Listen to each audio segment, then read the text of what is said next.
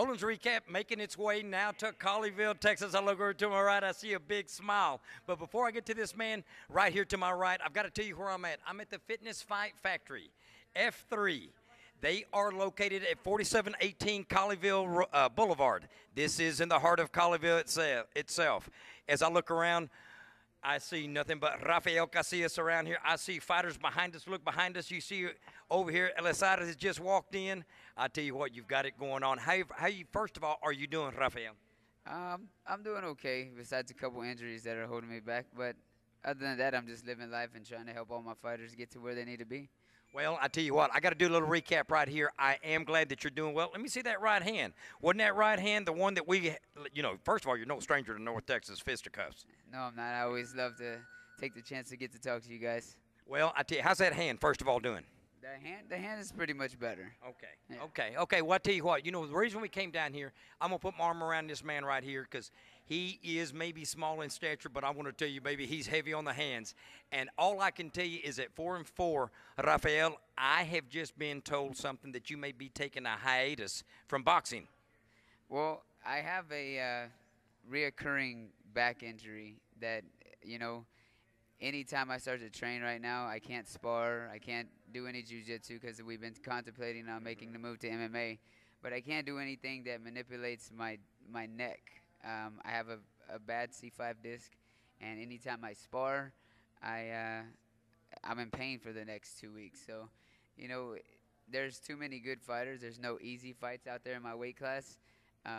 So if I can't train 100%, I don't let myself get in the ring with those guys like that. So, well, Rafael, there's all I can tell you is what you're telling me is at this level of competition, you have to have all of your being in place. You got to be 100%. Oh, of course you do. Look at the guys that are out there that I'm fighting. I'm fighting the Joseph Rioses, the fights out there that everybody wants to see with Ray Jimenez Jr., maybe Luis Yanes. Those are top-level guys, and I can't fight them if I'm not 100%. At 100%, it's hard enough. If I'm at less than 100%, there's just no way. Okay, without me getting in too much detail, I use the word hiatus. What do you think? Do you think there's maybe a possibility in the future? I know right now you have to attend to these injuries. You have to attend to all of this medically. I don't know what I'm saying other than asking you a question. Do you think this hiatus could eventually turn into retirement? Could it eventually turn into your return to the ring? Answer that question, I guess. The honest truth is I don't know. Right now I've been injured. We're trying to just rest all the injuries. Sure. You know how fighters are. There may come a time where I'm healthy again and I miss the ring, or I want to step in the cage, whether it be the ring or the cage. Maybe one day I'll be back. Maybe it'll be this year. Maybe I won't fight again. I have a lot of other things to do, like run my gym, train my fighters, my amateurs and my pros. Most of them are MMA fighters. I also run my management company. I manage some of the top fighters in the area, so you never know. Yeah. Well, I tell you, I get a 4-for-1 here. I've got a fighter, I've got an owner, I've got a trainer, and I've got a manager. Is that right? Yeah. And I got a family. Oh, that's right. Hey, I tell you what, my bad. That family's number one on top of the card, and we know that. Now, it's safe to say right here with what you're telling me right here is that we're not going to see Rafael maybe pretty much for the next maybe 4 to 6 months in the ring. From then, it's going to probably be a little look and see, feel. Who knows? We may never see you back in the ring again. There's a good possibility. Right now my health comes first, and the sport won't be healthy for me. No, oh God, I'll tell you what, your family first of all needs you a lot more than any of us need you from the standpoint of me being a fight junkie. You've always brought me my fix whenever you get into the ring because I'm always looking for a show, which you always bring. Yeah, I do want to say this. If I don't ever get to fight again, I just want to say thanks to all my supporters, all those people who enjoyed watching me fight.